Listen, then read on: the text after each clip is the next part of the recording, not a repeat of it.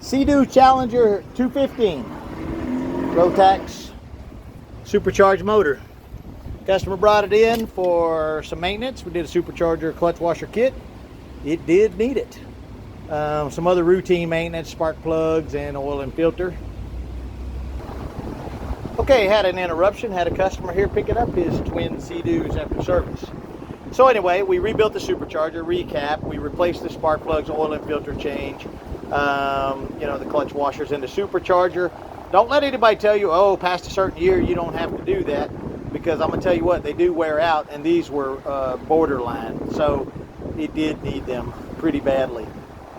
Customer took the boat out, came back with the gauge pod problem. It had an original gauge pod problem, this gauge pod, blinking and flashing and doing some weird stuff, and it is doing that now regularly, and it was not prior.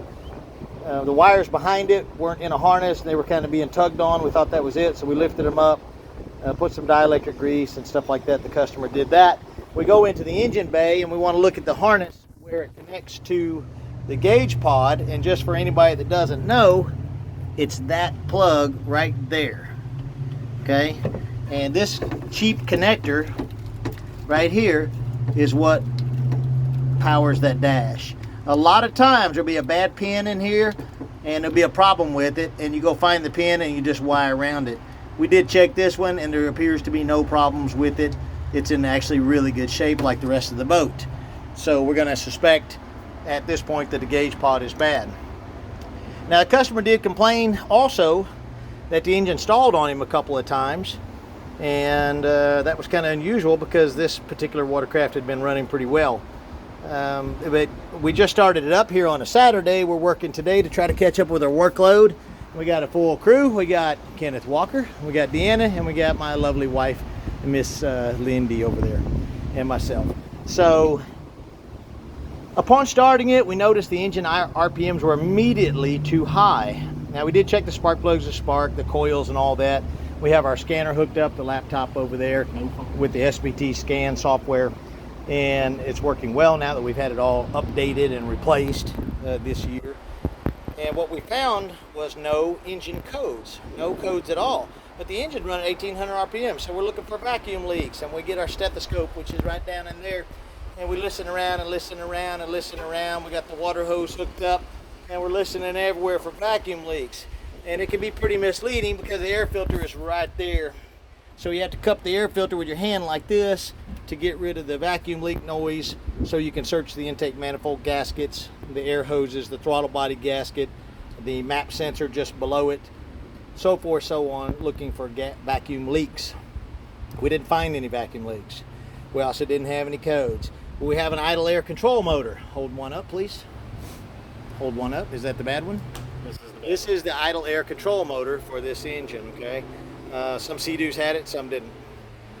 It's got a 4-wire plug that hooks to it, and it's just a valve that lets the air bleed in and out that controls the idle speed, like an idle mixture screw in an old carburetor.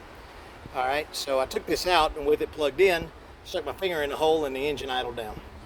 Put it back in, the engine idled up. Found a used one on the shelf, grabbed it.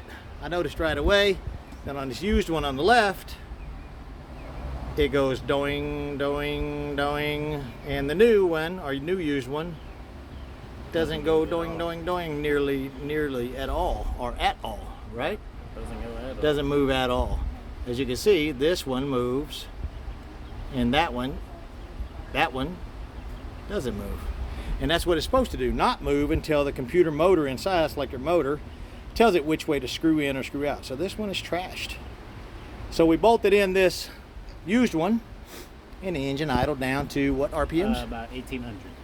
1800. From 24. From 2400 to 1836 to be exact. And they recommend 1800 RPM idle. So we know that this sensor is bad. Now what's kind of sucky is that the scanner didn't pick up that this sensor was bad. Even unplugged. Even unplugged, with the sensor unplugged. But when we hooked the new one up, the engine ran perfectly fine, sounded better, ran smoother, and everything else. So, end result is, you need a gauge pod, and you need a new idle air control motor.